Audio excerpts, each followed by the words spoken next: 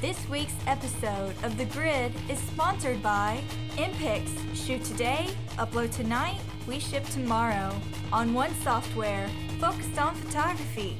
Peach Pit Press, publishers of technology books, ebooks, and videos for creative people. Epson, exceed your vision. Expo Imaging, rogue flash benders for speedlight enthusiasts. Intel, the power you need for hardcore creatives. Squarespace, everything you need to create an exceptional photography website.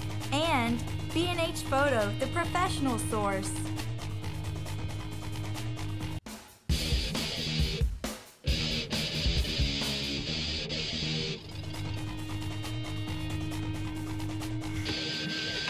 Crud, we're live.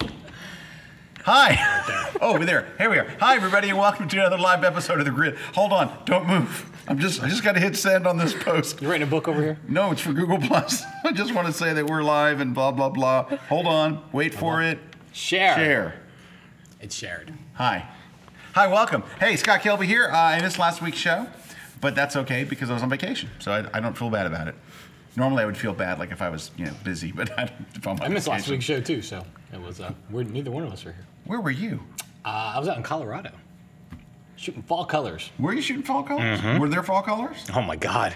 Really? Incredible. Oh, okay, good. All right. Yeah, Because you never know, how fall is. No, it was amazing. But the big news today is on the show here live. It's not that Matt's back. It's not that I'm back. It's that we have a very special in-studio guest, and she'll be here in a few minutes. But standing in for her is our very, very good friend, Nicole Young. Hi, Nicole. Hi, Scott. Hi, Matt. How's it going? Great. Thanks. Yeah? Thanks for having me on the show. Yeah, it's cool. Yeah. Yeah. You paid us at help, so it's. Yeah. I know. Sorry, I wasn't supposed to tell anybody. So what are you doing in town? Just hanging out, having burgers? Yeah, pretty much. I might do this thing called like a Kelby training class tomorrow. Oh, Kelby training class. Good. That's good. We like that. Yeah.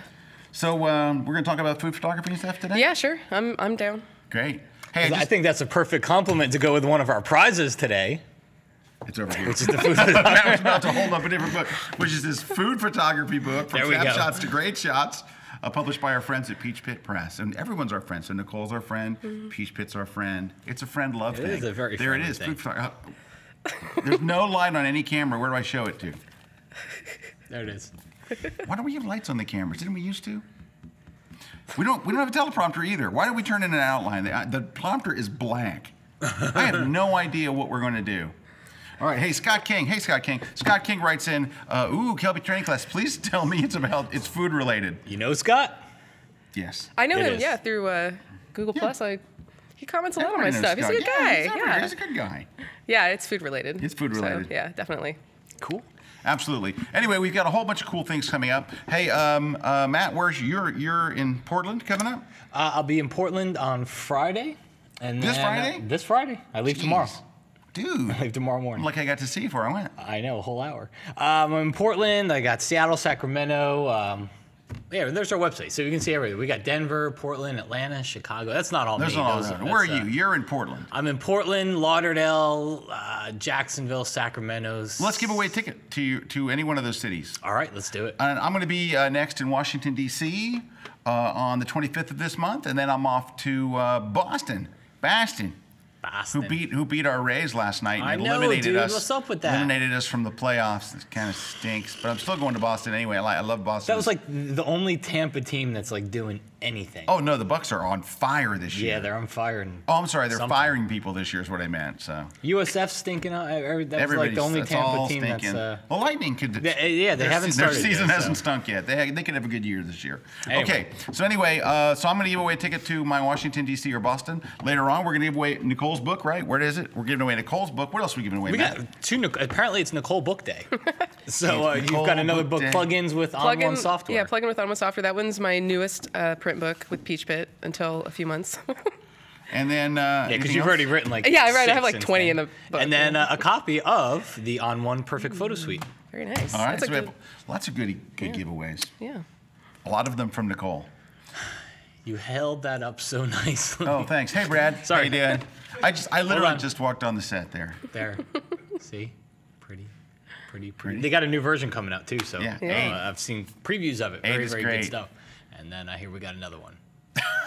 Is that better, Brad? This B-roll shots? Okay. Hey, we're going to take a short break. When we come back, we're going to be talking about food, photography, and other stuff with Nicole S. Young. And by S, I mean S. What's the S stand for? Is that embarrassing? Suzanne. Suzanne? It's my mom's name. Oh, that's nice. Yeah. That's a nice name. Nicole Suzanne Young. That's where Nicole comes from. When you were in trouble, did she say all three names? No. Actually, my family called me Nikki. Nikki? Yeah. I'm going to call you Nikki from now. Yeah, go for it. Yeah. I like Nicole Z, but Nikki's You can call me, or Nicole Z. We call her Nicole S.Y. Yeah, Nicole S. Nicole Z, Young. it's kind of like, you know, a shortened version. I'm just going to change my name. Yeah, it's cool. Hey, stick around. We get back. We're going to talk about food photography, all kinds of other stuff. We got prizes. We got fun. We got your questions live on the air right here in the grid. Don't go away.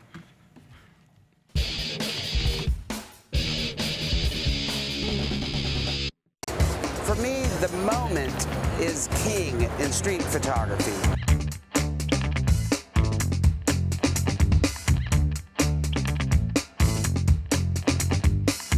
It is about capturing a slice of life that is not photoshopped or retouched or planned or staged or posed.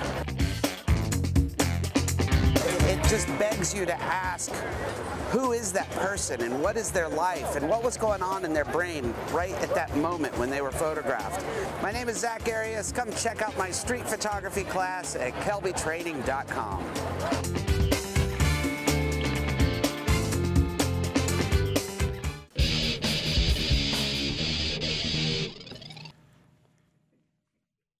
It's supposed to be you. No, it's you. No, it's you. The guy in the middle always talks first. That's just a rule. Hey, we're back. We're back on the grid live here with Matt Kliskowski. Hey. Nicole Z. Hey. And me. Hey. I want to give a shout out. Isn't it? Yes, it is. We're going to want to give a shout out to one of our sponsors. Thanks to Intel, who sponsors the show. Their chips make everything go really, really fast, and they're in all of our computers. So. Yes, they are. They're packed full of Intel chips. So make sure your computer's packed full of them too. Alexander wants to ask, can one of you ask Scott where he got that Adobe hat from? Okay, I'm not wearing an Adobe hat. It's Rogue. It's a Rogue, which is a microbrew from Portland, Oregon, where Matt's going to go. Oh, dude, I will so be there too. And you know what was interesting? I love the beer in Portland. Somebody posted from my worldwide photo walk was this past week, and somebody posted a picture from the brewery where I bought the hat. Oh yeah. In Portland, yeah. They're a microbrew. It's a cool little place. Yeah. Anyway, so I'm not wearing an Adobe hat, but I guess on Facebook and on Google Plus today, I posted a picture of my wife and myself taken by a photographer, a really great guy, on my photo walk. He said, let me get a good picture of you and your wife, because you guys are always taking pictures of everybody, but you don't have a lot of pictures of the two of you together. He did a great job on it, really, really great job. And so I posted that today, and I was wearing an Adobe ball cap, and there's not an Adobe store where you have to be like an employee or a friend of an employee to get one of those, and I fall under friend of an employee, so that's how I got my Adobe hat. So if you know somebody at Adobe, ask them to buy you one. Okay, hey, we're going to zoom right over to Nicole. Hey, I will talk about the photo walk a little bit later, but Nicole's here. I want to get on to the Nicole thing. That's you. Nicole Z. Nicole Z. So Nicole Z, first, real quickly. So some people will know you, from your work with NAP. Mm-hmm. Yes, I was on the help desk for for almost 3 years. Yeah, for 3 years, which means you have a giant uber brain of Photoshop knowledge. Yeah, I hope so. And a lot of patience. Yes, and a lot of patience. Well, it's funny because I always tell people about the help desk. I'm going to go, these people are driven by that question that nobody else has the answer to. Like if you call them and say, this weird thing's happening, they don't just go, oh, well, I don't know. They're like, they take that as a challenge. Like, I'm going to figure out what it is. And, you guys answer so many questions and you have so much. That might be why I'm not on the help desk. But you have to be really super smart to be on the help desk. I mean, yes, you do. I mean, you have to be like a Photoshop genius, literally, because you're answering just any random question about Photoshop. You have to know a lot. And I will kind of plug your blog, actually, because Rob Sylvan today was the guest blog post, and he talks all about the help desk. It's a great post. It is a great post. And I read it, and I'm like, he's exactly right, because I did the help desk. He's done it way longer than I have, but, I did it for a really solid amount of time, and I enjoyed it thoroughly. I got too busy for it, and which isn't a bad thing, but it was a really awesome job. You almost learn more from the people asking the questions than you do just from the questions. And I don't know everything about Photoshop. I don't think anyone here does. But you find that people ask questions, and I go, wow, I have no idea what Never they're, you thought know, of it. never thought of that. And But then you have to go figure it out. I have to figure it out. A lot of the job is just being intuitive and kind of having a really solid knowledge of Photoshop, but then also knowing what next step to take and play around with the software, just Google and see if you can find an answer. So I learned a lot doing that job. It was awesome. But you're not just a Photoshop genius person. How'd you get into photography? I actually, well, like a lot of people, I started when I was young. I became, I was like on the yearbook and newspaper when I was in high school.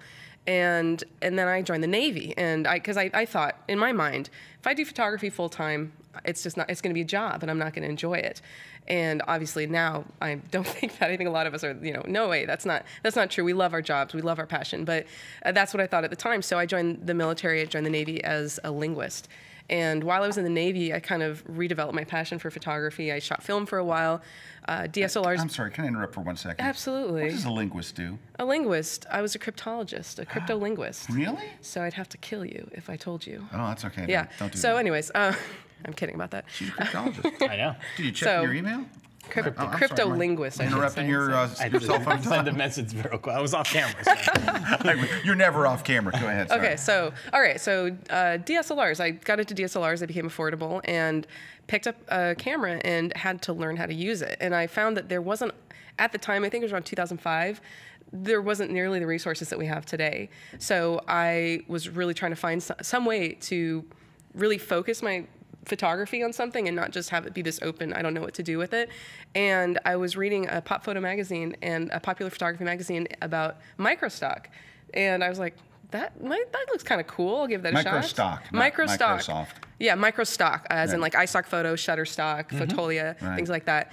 And so I signed up, and it wasn't with the intention of making money. I didn't have any goal. You know, it was nice, of course, but that signing up and starting that just kind of, I just blew up with photography, and I got really excited about it, and I forced myself to learn things that I never thought that I would.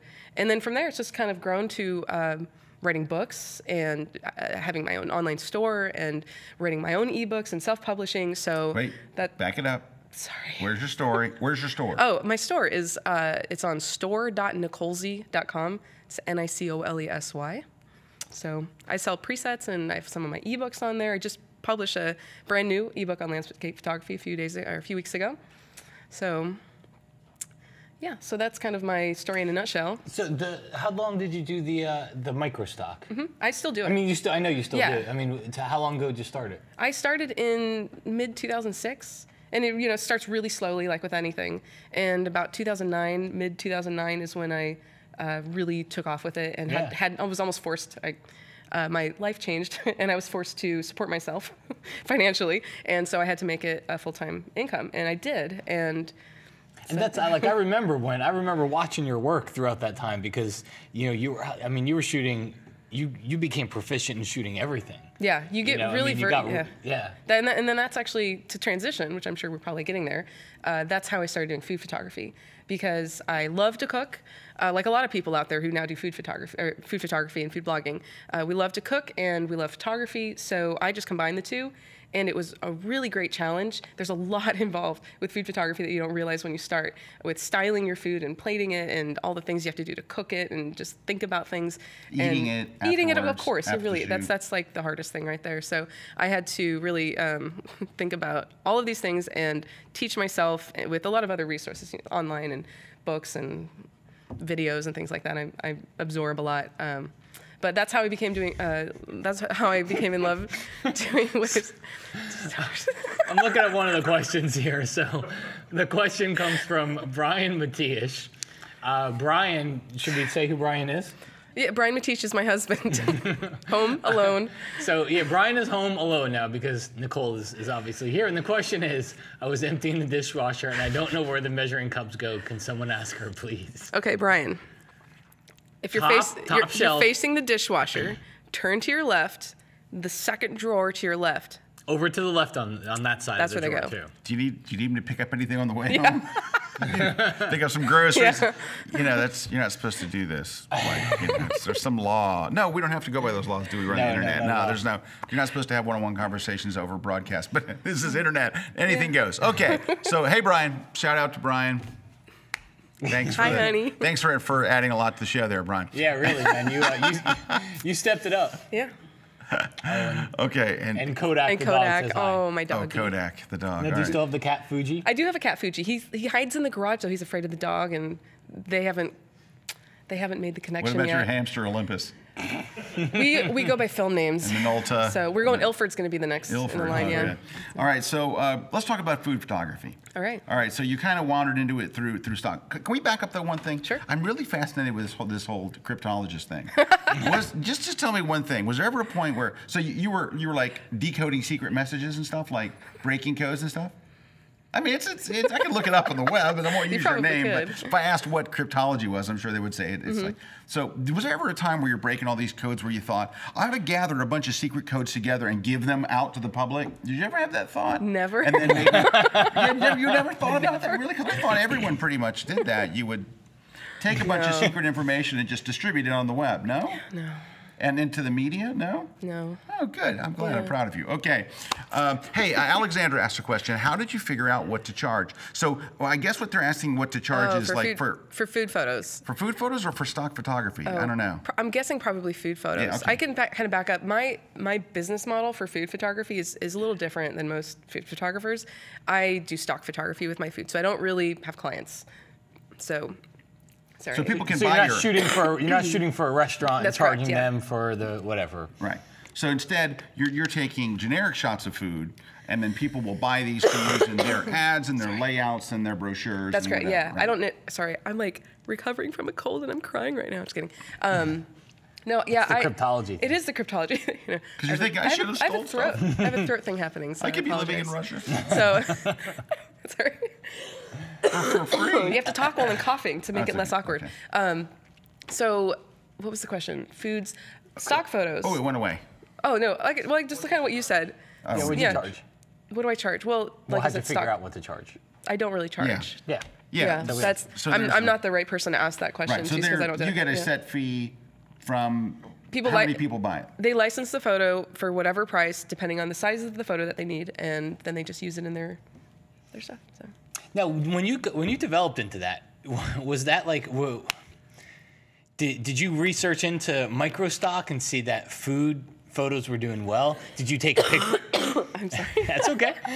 Did you take a picture one day and then put it up and that happened to do really well? Like what was the transition there? I don't really. It's really kind of hard to think back. I'm crying. I'm so sorry. Should we take a quick break? It's just Let's yeah. let I'm sorry. Nicole I'm like get- having a coughing fit over here. No, actually, there's a forum, and it's a request forum, and people can ask for specific food. And there's actually somebody who still will ask for people to make certain recipes, and then she selects a photo that works. And I started doing that, and I think that's really kind of what like focused me on. Oh, this is one of the ways that I can do it, so it might actually have a chance of being sold. Yeah, because you have to actually have the food to shoot it. Like, in other words, if somebody goes, you can't go someplace where the food exists. You have to like make it. Oh yeah. I do all of my If it's a own. pie, you have to bake it. I do all of my own cooking and my own styling Yeah. and You have to everything. make it. So. You got a little song going there? I do. All right. Hey, you know what? right. Let's take a very Let's quick take a short break. Nicole's hacking up a lung here, so we're gonna get her We're time some for a break anyway, for so. something. And when we come back, we'll have a hacking Nicole. Don't go away. We're live right here in the grid. Stick around. Do you guys?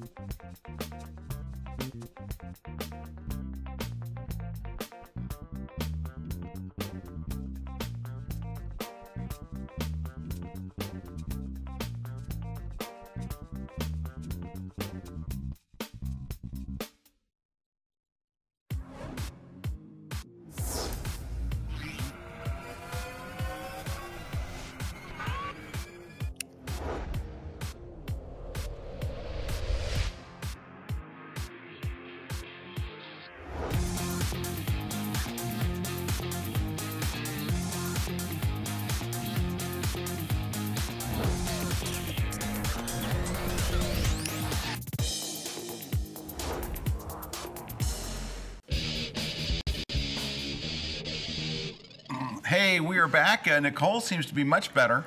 I got a cough drop.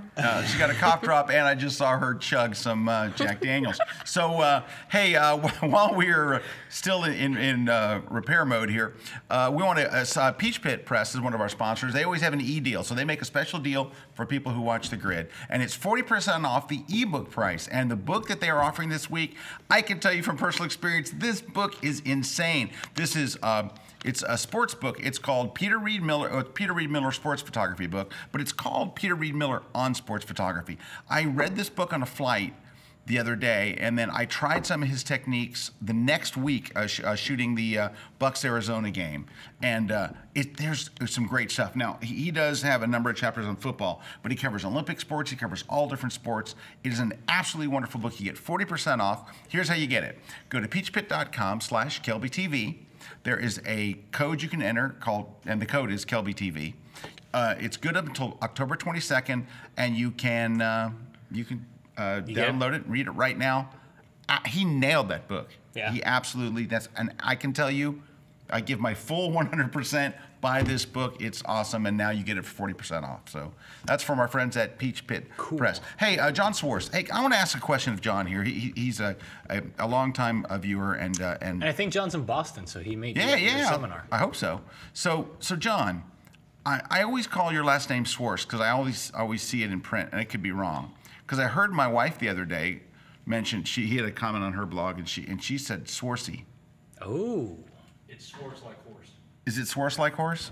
Okay, good. Because I've always called him Swartz, but now then she freaked me out. I'm like, is it Swartzy? Oh no! All this time I've been calling him Swartz. Okay, don't tell her she's wrong. Dude. So John's got a good question here. John says, and this is for Nicole, of course. What type of lighting setup do you use in general?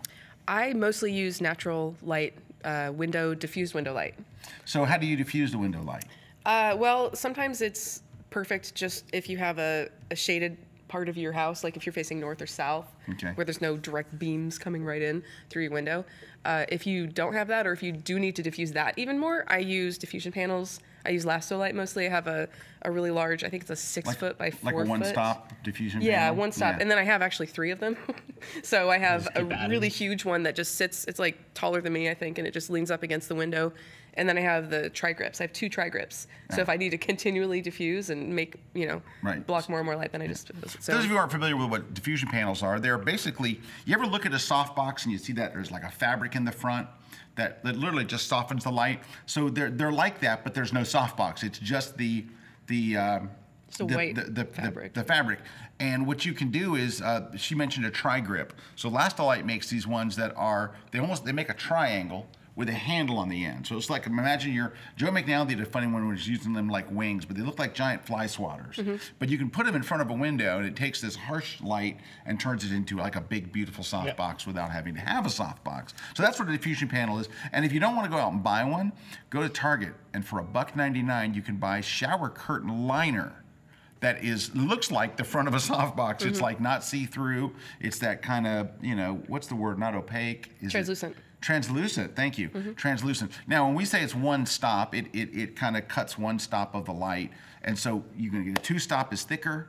1 stop is, it lowers the amount of light, but it also softens it. Yeah. So the more stops you buy, if you see a 3-stop, it's going to really cut the light. Mm-hmm. 2-stop's going to cut it a bit, but 1 stop, I think, is pretty much the average. So that's cool. Yeah. So you're backlighting your food? Backlighting my food, and I also have just plain old $1.99 foam board that I fold it in half. From Walgreens? Yeah, from wherever. It's like a 2x3, or maybe it's not that big. I don't know. It's just like, this big.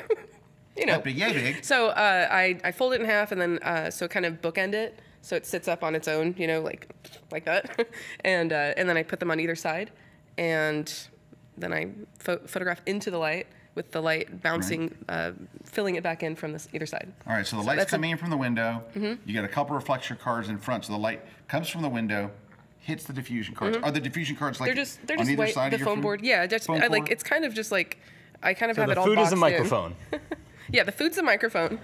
Everyone there, you are the light. Is there a picture of this in your book, maybe? Oh, I'm sure there is, actually. There is. I have a lot of, I share a lot of behind the scenes. Hey, look, and there's the tri-grip reflector. You're going to have to get tight on this one. Yeah, that's a really good example right there. There's a reflector, and the whole 9 yards is in there. I don't know if I'm holding it flat enough. There you go. All right, so this picture, whoops, so I'm working it backward. Right there. So she's at the window. There's the tri-grip. You can see the triangle-shaped reflector right there. Those are great because they sit on tables. If you get a circle one, it'll roll all over the place. So another reason. Oh, good thinking. Yeah. Oh yeah. So how did you, as you were getting into this? I mean, did you start out just buying a food photography book or a food photography, like watching something online? Did you just start experimenting with it, like you know? Yeah, that's a hard question because I don't remember it was such an organic process. It just I started doing a lot of. I did some strobe lights. I do use strobe lights. I think it's important. If you do food photography, especially if you want to make it a career and you want to photograph for other people, it's really important to know how to photograph in any kind of light because you never know if you're going to have the same light you have at home. The same light that you have where you live, yeah. Yeah, and I just experimented. I would do a lot of research. Joe Glida has a really good Kelby training class on food photography. Yeah, he does. That's a good one to watch. Lots of little pieces here and there. You know, it's really hard to say from one point, but I think a lot of it was just experimenting. And there's actually a really great book, Food Styling for Photographers, and I think that's the actual title. I don't recall who wrote it. I think it was a team of people. But that's a really great resource if people are interested in learning how to style their food for for photographs. Yeah. There you go. Hey, so how important is the food styling? Very. The actual styling of the food. I don't think people realize that there are people whose full-time job is just to make food look pretty for photography. Just like you have a fashion stylist designed to make a model, you know, look pretty with, and then there's a hair and makeup, but a food stylist, it's a full-time job. It is.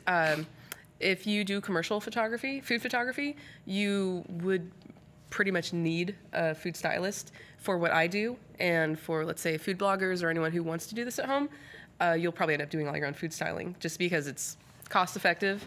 And for me, the style I style in is very natural. I do have photos where I've done things to the food that isn't edible, but most of the time, all of the food that I photograph, especially now, you could eat afterwards. It might not want to because it might get cold or whatnot, but it's all edible. There's really, for the most part, nothing done to the food that's not real food. Putting glue or anything. Exactly, or Hey, spraying I have an anything on it. interesting story if we can, but let me tell Meredith. Is Meredith directing the show today? Probably. Okay.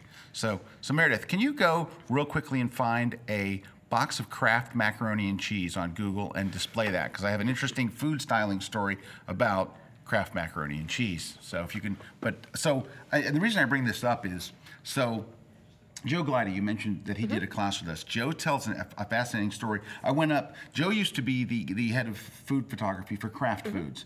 And so I went up to Kraft while he was still there, because he's retired now, he's moved on to do other stuff. But he was there for like 19 years or some ridiculous amount of time. And when we were at the Kraft, you know, he was talking about, they have kitchens there. They have full kitchens made in Kraft. You got the Kraft? All right, so take a look at the macaroni and cheese shots. So one of the things that Joe told me I thought was so interesting was, there you go. Do you notice that you don't see any of the round circles facing you? Like you don't see the holes in the macaroni. They take tweezers and they turn every. Look at the box. They Yeah, look the at the box box. is a good For the example. box shot, that's what it's for. The box shots. The box shots never have they call them eyes. The little eyes at the end. They eyes turn looking at you. every single one of them by hand because they found that people didn't react well to seeing the little holes. So if it's a Kraft shot of macaroni and cheese, and Joe did those for many years. They have a food stylist turn every single one. Now, when Brad and I shoot food, we always shoot food like on location at a restaurant. So we're shooting it for a restaurant, and we bring a couple little things to style her. Now, I wouldn't say that neither Brad or I are food stylists. In fact, usually somebody will. I mean, he comes out of the kitchen with a beautiful presentation, and we do stunt food first. So we have them do bring out stand-in, yeah. stunt food, and then we eat that immediately, and then they bring out the real food, so it's really hot and steamy or whatever, and then we take. Vegetable oil and a brush, and we because like if a burger comes out, it'll look juicy for just a few seconds, and it starts getting real dry. A lot of things start getting real dry. We'll brush it with vegetable oil, and it just keeps things looking really shiny and stuff. And so food styling, I mean, once you realize how important it is, it's as important as having a fashion stylist on a big fashion shoot. Yeah. And so now you do your own styling, which is very lucky. Brad and I apparently do our own styling. Brad's beautiful with his food styling. He really, it's magic when he does it. I do my own styling, but like let's say I wanted to photograph Kraft mac and cheese, or not necessarily Kraft, but I wouldn't worry about the holes because it's more editorial than it is commercial. Right. So I'm not trying to sell the food. I'm showing the food. And maybe people who want to post a recipe of their mac and cheese, they just want to show the photo and they just want it to look beautiful. So that's kind of that's the direction I go with it. Commercial is they're very different. Commercial versus editorial type. So. Well, you could look at portraiture too. You know, Yeah. if you're talking, fashion portraiture versus what you'd find on a stock website. You know, they might be wearing clothes, they might be wearing colors, their hair, whatever it happens to be, would be something that you'd never find in Vogue magazine, but it works for family or lifestyle or whatever they happen to be looking That's for. a good point. Hey, Jerry D asks, how do you feel about having food photos tilted? Tilted? Yeah, like, changing the Oh, angle. like Dutch angle kind of thing? Yeah. I do that all the time. I do too. I have no problem with that. You know why I do it? So I went to a food photography workshop in New York City. New York City! I knew that was coming, Pete. So I went to, with Lou Manna. I don't know if you know who Oh, yeah, Lou is. yeah. Actually, he's the first food photography book I ever bought. His digital He's a food great photography. book. Yep. Anyway, I went to a workshop with him, which was terrific. He had a chef there in the studio, and one of the things that he said was, and it really stuck with me, why I do so many tilty food shots, was he said, when you're shooting food, you're really shooting kind of a still life. And he goes, tilting the thing adds energy to the shot. That's right. In fact, we can't see. Can we see my computer? I guess I could make it live here. I'll just see if they get that. But don't go yet till they pull it up. I have a food shot. I was in, there we go. Oh, there's your angle. Wow. So there's two angles. So if you can you see my computer? There it is. So this was from Rome. I was just in Rome. I got back last night, in fact, which is why I was so late getting to the studio today. But these are some food shots that I took just eating, because I always capture it. And both of them are tilted, right? This is way tilted. The appetizer is I like way that one. tilted. Yeah. It's very appetizing, isn't it? What you can't see is, watch, there's a giant mozzarella ball. Look at the size, it's like a baseball. It looks odd. It was really tasty, but it looks odd, so I just kind of cheated it over to the side. All right. But yeah, these were at lunch, and cut away from my screen for a second. I think I have one more food shot in here. I just gotta go find it real quick. I have another foodie. Here we go. It's more tilty food coming up. There we go. Tilty food. Tilty food. Tilty pizza. That was a good pizza. And stack of sandwiches. I ate them all. No, that was in a window. But all the sandwiches there were in a window. they're all tilted. But look, there's a tilty bottles.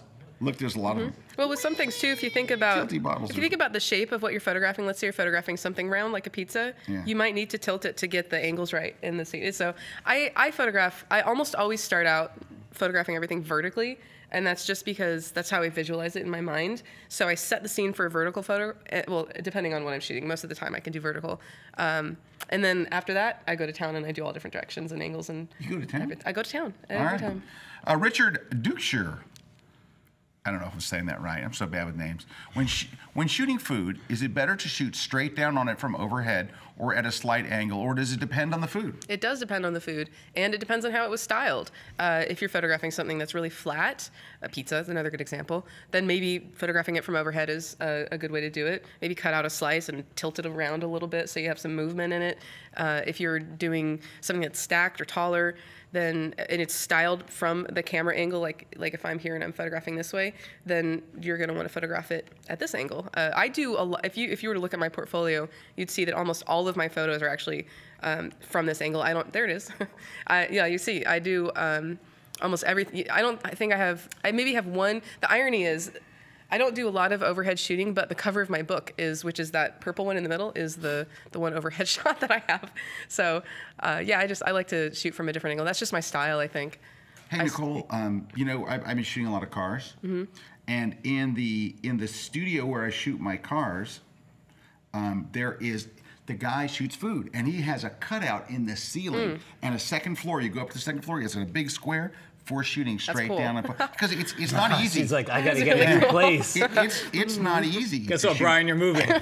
It's not easy to shoot down on food. It really, I mean, it's challenging. Yeah. You either have to because we have certain tripods where you can set up a tripod and then have the bar go out and all. But it's not like, Yeah. you have to really plan for it. Here's the thing, and if you have a window that works for this, you can just set everything on the floor and, of course, not like on the floor, but set it so it's at floor level and then just stand over it and shoot it. So if you have like a patio door or something.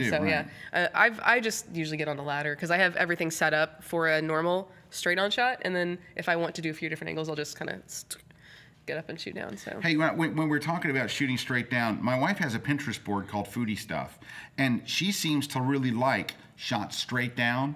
And so you can see it on my screen if you want to flip over to it real quick. This is my wife's Foodie Stuff on Pinterest. So it's pinterest.com/flygirlkpie, which does not stand for cutie pie. That's the airport she flies out of. So it's flygirl. KPIE. It's really PIE, which is St. Petersburg Clearwater Airport, /foodie-stuff. And she's got a lot of these straight down shots. Well, here's some. You can see the first two. They're right very there. graphical. I think straight down shots are beautiful. You can do a lot with them, and they're very artsy. So yeah, look at that. Yeah. And this one.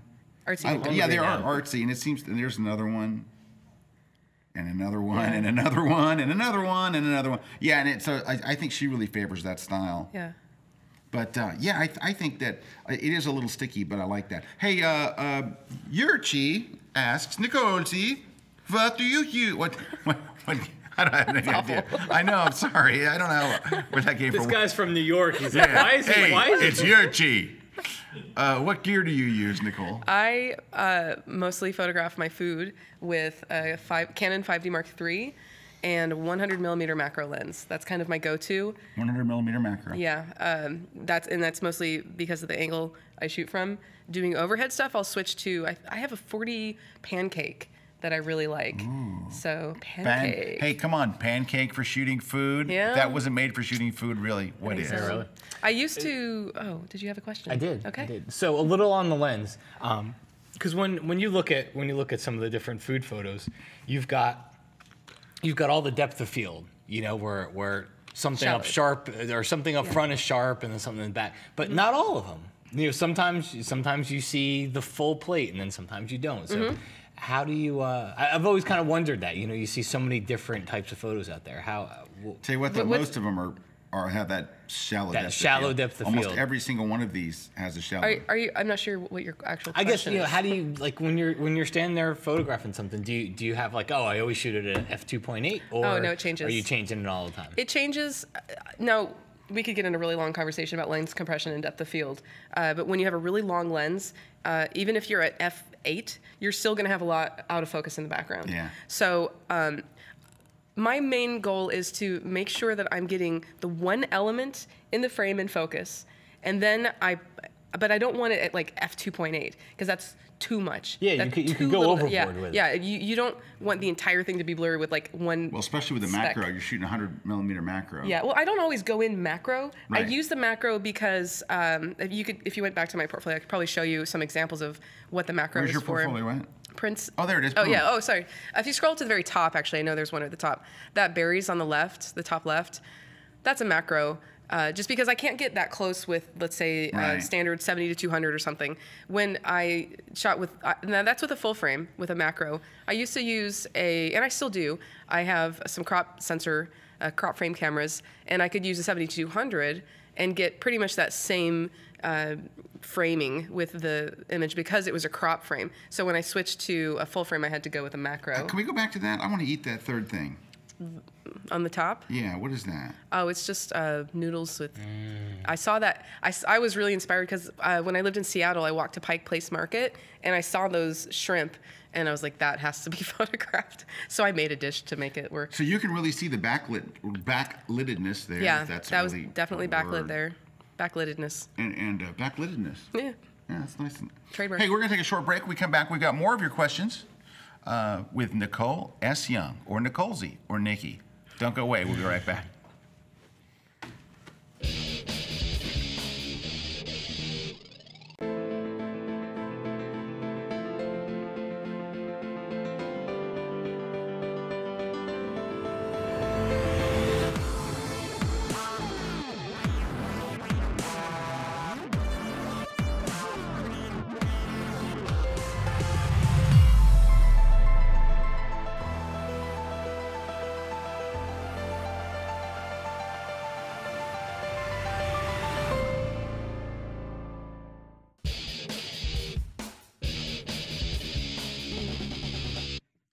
we are back. If you think we were talking about how delicious some of this food looks, boy, are you wrong. Hey, hey, let's see.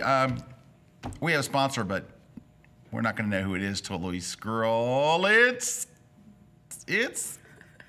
On One Software. They are the winners. All right, On One. And anyway, On One Software, Who happens to be one of our prizes. They're one of our prizes today. We're giving away their Perfect Photo Suite 7, and apparently it could be a little more perfect because now coming out is Perfect Photo Suite 8. That one's actually the perfect one. This is the imperfect Photo Suite 7. Can I say that I've been on the beta. I've been looking at the beta for Photo Suite 8.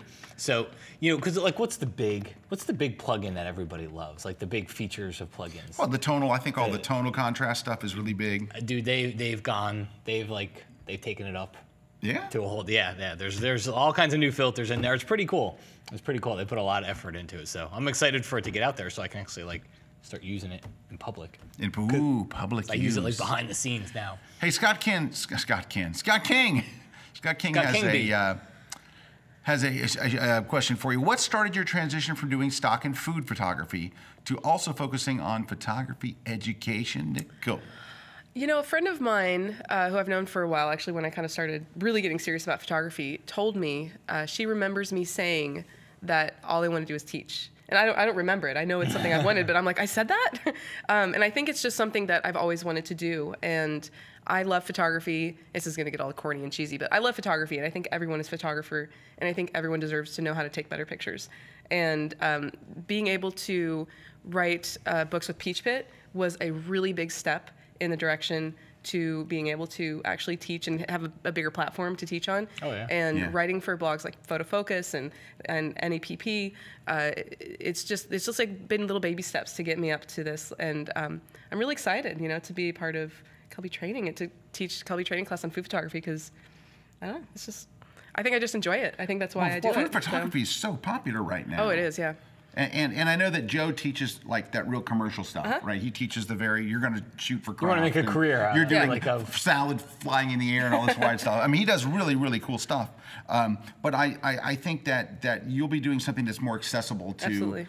And food photography as a niche is just so big. You know, it's like I don't even go on vacation without shooting, you know, food. And you know what? Somebody was talking about, while I was in Italy, we were talking about shooting the food, and somebody was saying it's becoming a thing where they're banning food photography in certain New York restaurants because you'll have a nice restaurant and someone standing on their chair in the middle of the restaurant shooting with their cell phone down trying to get a picture but that's how passionate people are passionate about food, and food photography has become a real, you know, and especially now I think you would probably agree that more than ever the presentation of food has become very, very important. You know, they don't just slop it on a plate anymore. How it's plated and how it looks, and you know, the nicer the restaurant, of course, the less food there is on the plate, the bigger the plate is, the better the shots are, right? The more fancier you the know, stuff it's around hard it. to shoot a big plate of food. I always, if you saw some of the dishes that I use, they're like this big. They're so small, and because you want the food to be the star. And you don't want this big, huge plate and these tiny little, let's say, pasta noodles. You want the pasta noodles to look like they're like this big on the frame and not like this skinny little thin line. So. Brad and I shot a restaurant, great restaurant, Flamestone Grill. And they would come out with these giant portions, and we're like, oh, no. I mean, it's great if you're the customer. Yeah. But to photograph it looks like, you know, you got the Brontosaurus burger. I mean, everything was so big and all. But, all right, man, the questions are pouring in. Wow. J. Michael Hill asks, I just got a Tamron SP90 2.8 macro. Going to shoot my dinner tonight. Laughing out loud. It is deer season, you know. Oh. I get it. Pete Collins. Is this our Pete Collins or different? Do I have my own ceramics wheel? It's a thread. It's a thread of comments. Oh, it's a thread. Oh, so Pete Collins asked Brian, does she have her own ceramics wheel? Brian says she has a desktop one, but not one of those motorized ones. So is this for you to turn your food? I started doing ceramics, pottery, hand building. I don't do the wheel as much to make my own dishes for my food photography. Really? Yeah. Wow.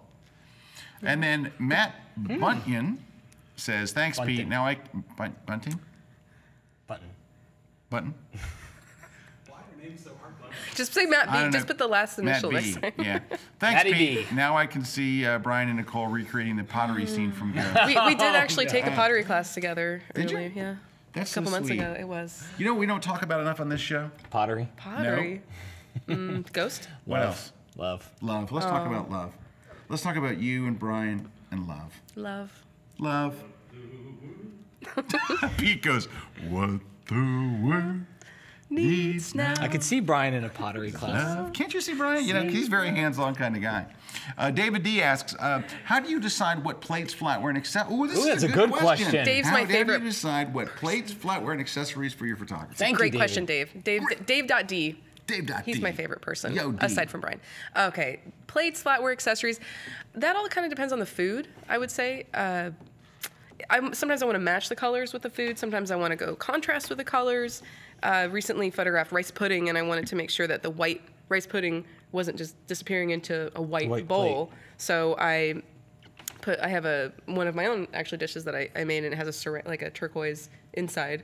So things like that. And then I just kind of went with that theme.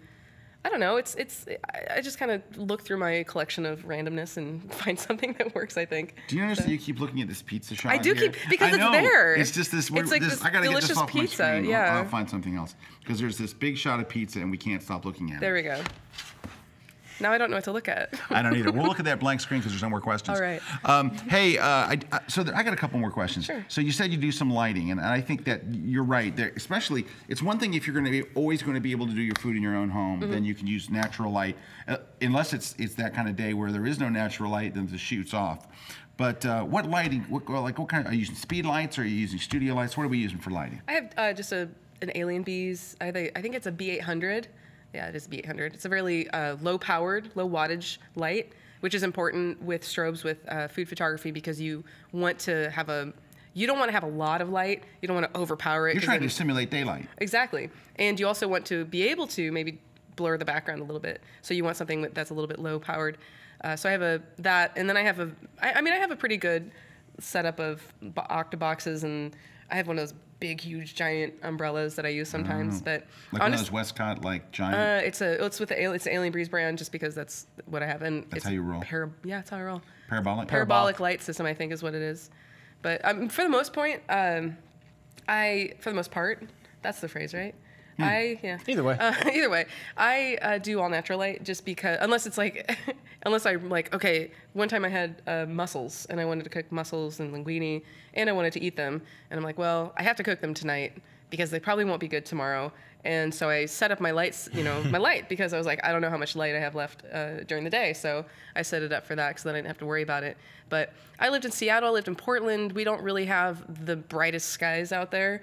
And I still was able to create a really beautiful light, quality of light with my image. So you don't need bright sunlight. Where do you live now?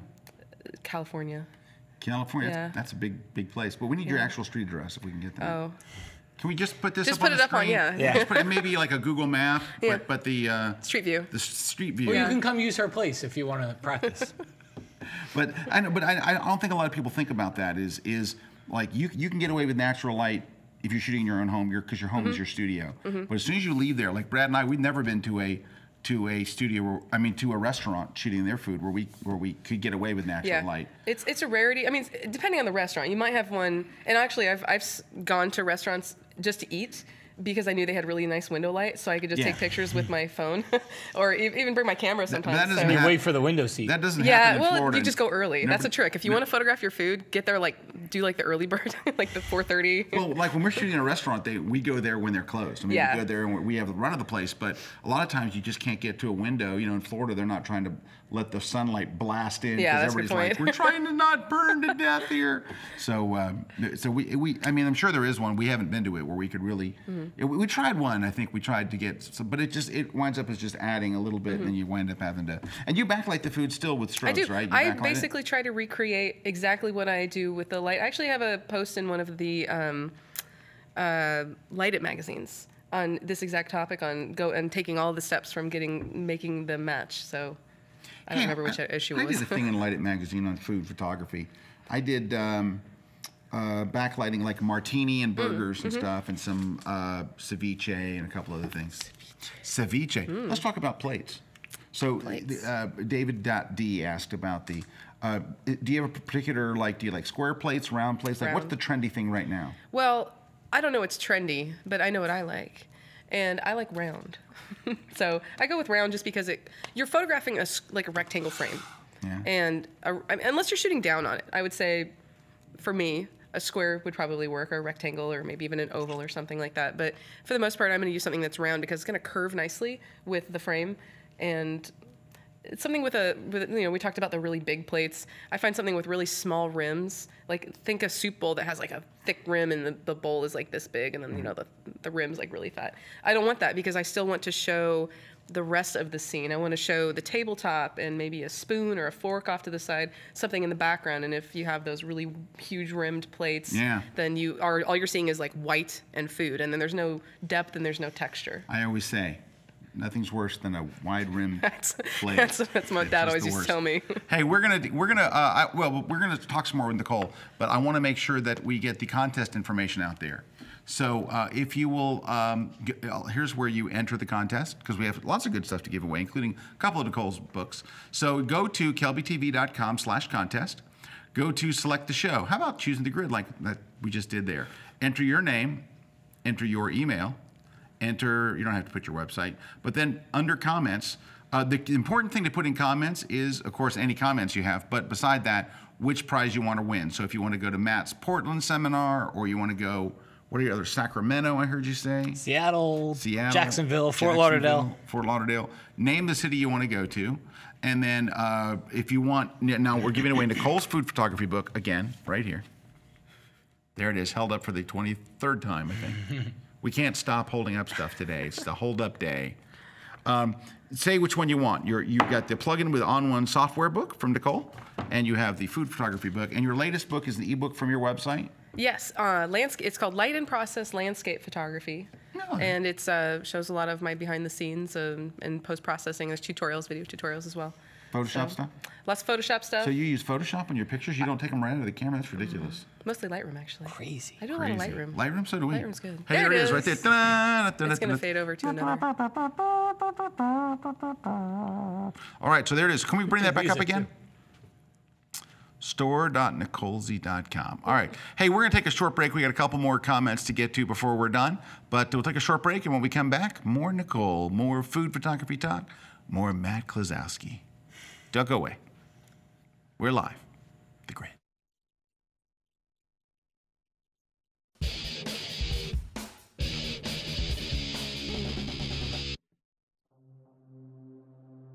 Horse racing is kind of a magical event to me, and it's like stepping back in time.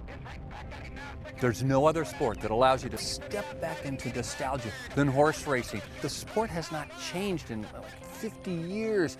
You get these great characters, and I tell you, there's that anticipation, that quiet time as all the horses get loaded into the gates. Then everything goes quiet across the whole track. The entire crowd is silent, and all of a sudden you hear the bells ding, and they're off. They just like charge out of there.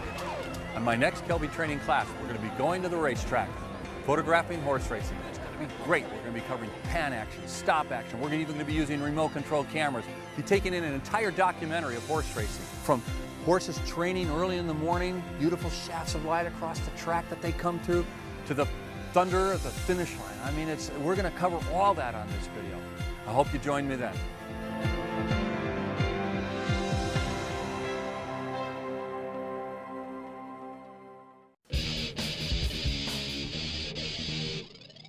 Hey, we're back.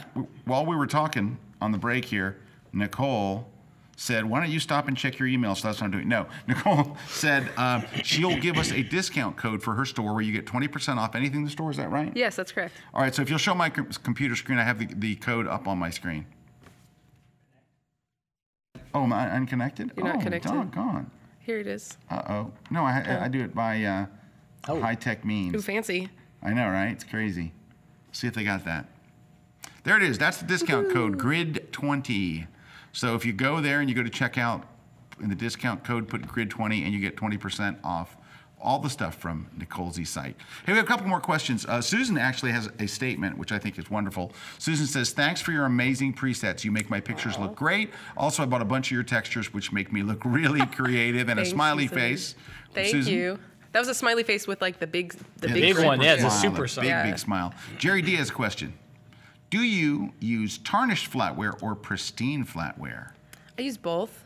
It depends on the shoot, but I really like to use the tarnished stuff. I scour thrift stores and antique shops, and I find a lot of stuff there. And I think it adds a lot of texture. Yeah. But you have to kind of, I don't put it like right in the forefront. I kind of have it off to the corner like, ooh, what is that?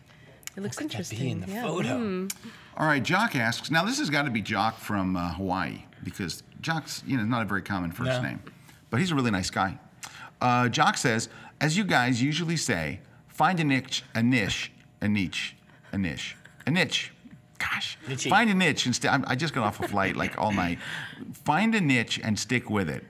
I'd like to know Nicole's take on the difference between food and landscape photography. Seems very different to me. And then he's got a second part of the question. All right. Oh yeah, Brad's writing funny stuff that I mispronounced the word niche, and it's not even someone's last name. Ha ha, that's funny stuff. Okay. So how would you there's obviously a difference. Yeah, they're very different. I just happen to like both. Well, I do a lot of photography. I can tell you what Jock's doing, though. Go ahead. Well, because what I was going to say is, that's what we say, Jock, but you're free to not do it too. I mean, Nicole's, Well, he's answering a question we get asked a lot. Yeah. What would you tell someone to help them make them a success? Well, if you run a client-based business, yes, I would say you probably do want to have someone that has a niche. Niche. Yep. Niche. So Niche. Niche is in your house. So my focus on photography, what I do for my photography business, like I said, it's really different. I'm more of a photography educator. I write books and I write articles, and I love all types of photography. I mean, I have photos of people in my stock portfolio, so there's really nothing I won't photograph. And so I will put all of those photos in my books, and that's I think why I have a lot of different types of photos. So I have different examples for things. So yeah, and it doesn't mean like that you can't be interested in other types. Right. And like, I think you said it really well with if you have client, if your business is client based, you probably do want. Well, I think when people ask that question, how do you become a success in photography? I think that's what they're asking. How do you make a living? How do you make money in photography? And our advice has always been find a niche and get really, really good at that and get known for that niche. And I think that's what Jock is asking here, because he hears us say that same thing a lot. And because there's not a whole lot of call for someone that shoots everything pretty well. But if they go, in other words, if someone wanted to hire a food photographer, you would be one of the people I think that would pop up on their radar, because you are known as a food photographer. That doesn't mean you're not good at landscapes and that you can't do landscapes. Look at Frank Doerhoff, right? Frank Doerhoff, it instantly pops in your mind, fashion photographer. But Frank also does street photography. You wouldn't hire Frank for street photography because he's not known for street photography, but he still does it. But his do street photographers get hired for anything? No. Okay. Anyway, you don't want to paint yourself in a corner. You don't want to say, well, all I'm going to do is one thing. I'm only going to do food, because maybe I didn't shoot landscapes until a couple years ago. I never really had any interest, and it's it's Brian influence. Partly, he helped me get my first Big Stopper filter, and getting filters for landscape is what really drew me to it, because when you add a filter, you're either you're slowing time down, or you're speeding it up, or you're adding movement into your image. So kind of a little side rant there, but that's what got me into landscape. But I did food before that, and I was known for food before that. But now I love landscapes too. Hey, Jock asks a follow-up question, which are your landscape photos available for stock as well? No, actually, my landscape photos, I intentionally don't put them in my stock portfolio. My food photography now is pretty much that, and maybe editorial photos of people and travel. Yeah. Those are really the only things that I put in my stock portfolio now. I kind of reserve my landscape for my personal work, my art, I guess, because that's kind of how I roll. So. Well, cool. So, Nicole, where can people learn more about you? If they just want to learn about Nicole. You can go to my website, nicolesy.com, and that will link you to every other Nicole place on the planet. You're big on G+? I'm huge on. I love G+. Yeah, Google Plus is awesome. So I'm. If you go to Google Plus or plus.google.com/plus Nicolesy, just Google Nicolesy. Nicolesy. And you're on Twitter? I'm on Twitter, Nicolesy. I'm on Facebook, Nicolesy. What else is left? You don't have to worry about anybody else having Nicolesy, do you? I hope You're like not. Cher. It's just one word. Yeah, pretty much. All right. Well, thank you so much for being here, from sharing some insights about your food photography. Thanks to everybody for watching, and thanks for our crew here to helping us out. remember, Where can people learn more about you? MattK.com. MattKTK.com. And you're on various social media, MySpace. MySpace, that's a big one for me. Vine. Really big. If you go to Google Plus, you can it's Google Plus 89AE FJ776. No, you're Matt G Plus. Oh yeah, I'm Matt G Plus. Yeah, There you I don't go. have one of the cool. They bought never the domain put name. those out to the public. Which ones? The little cool little names after your thing. Wait, you had a cool name? The Google the plus. Do you your have name, a cool? Do you have a cool name? I have a cool name. Yes, yours is Scott Yes, Kelby. Scott They Kelby. never put that out to the public though. So if you're not, I'm like, not sure that they if you're not know like I know on the someone- end, I know if you're not the someone you- rest of the dude, world, you can't I'm do so that. out on Google Plus. I'm so out that I'm like, they don't even let me drive down the street where their offices are. Anyway, hey, thanks very much, Nicole, for sharing these insights with us. And we're thanks. glad to have you here in town doing a class. Yeah. And of course, your class will be up probably like 6 weeks, I think, is what turnaround is, something like that. Is it? Yeah, it takes forever. That'd be great. Yeah, you know what it is? Our video team, they're slackers. I I'm think not. No, You gotta just be nice to the video You're gonna guys. shut that off. No, totally joking. They are the hardest working team, and Nice. they're wonderful people, and that's why I like to pick on them. Except for Juan. Juan, I don't know. Anyway, Pick on Juan. no, we love Juan. I don't make you look bad. Hey, you know what Juan's nickname is? Magic Juan. It's like Photoshop related. Right. Juan in a million. Juan, he's one in a million. You know what his son's name is? Juan 2. All right. Anyway, Brad turned off the screen and walked away. Thanks, everybody. We'll see you next week right here on The Grid. He unplugs the screen and he throws the cord in the air and he walks away. This week's episode of The Grid is sponsored by Impics. Shoot today, upload tonight, we ship tomorrow. On One Software, focused on photography. Peach Pit Press, publishers of technology books, ebooks, and videos for creative people. Epson, exceed your vision. Expo Imaging, rogue flash benders for speedlight enthusiasts. Intel, the power you need for hardcore creatives. Squarespace, everything you need to create an exceptional photography website. And B&H Photo, the professional source.